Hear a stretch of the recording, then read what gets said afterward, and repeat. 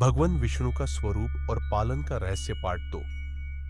पिछले भाग में हमने यह समझा कि भगवान शब्द का अर्थ क्या होता है और देव तथा भगवान में क्या अंतर है।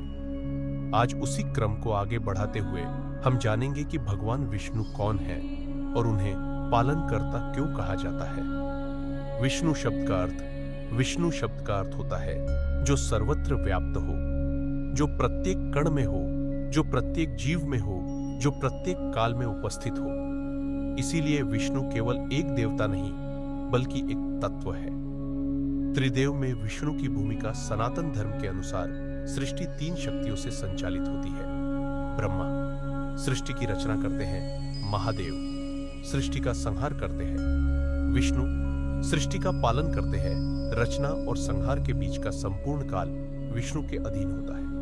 इसी कारण विष्णु को पालनकर्ता, संचालक और संरक्षक कहा गया। क्षीर सागर और शेषनाग का अर्थ भगवान विष्णु को आपने क्षीर सागर में शेषनाग पर शयन करते देखा होगा। इसका अर्थ यह नहीं कि विष्णु शयन कर रहे हैं, इसका अर्थ है पूर्ण संतुलन की अवस्था। न अत्यधिक क्रिया न अत्यधिक वैराग्य, केवल संतुलन। विष्णु के 4 चिन्ह भगवान विष्णु के 4 हाथों में 4 विशेष प्रतीक होते हैं।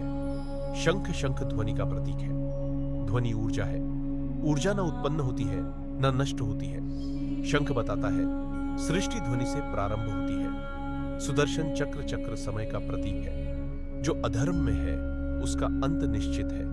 चक्र यह सिखाता है धर्म घूमकर अवश्य विजयी होता है।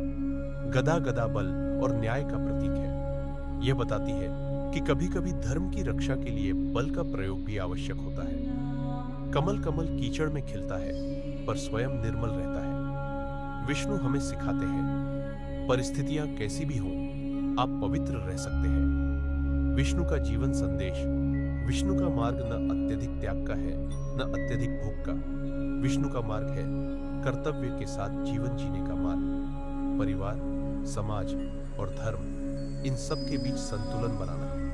अगले भाग की भूमिका अब एक प्रश्न उठता है, जब धर्म की हानि होती है तब विष्णु क्या करते हैं? इसका उत्तर मिलता है विष्णु के अवतारों में। अगले भाग में हम जानेंगे विष्णु तत्व भाग 3, अवतार क्यों आते हैं। हर हर महादेव सनातन कथा।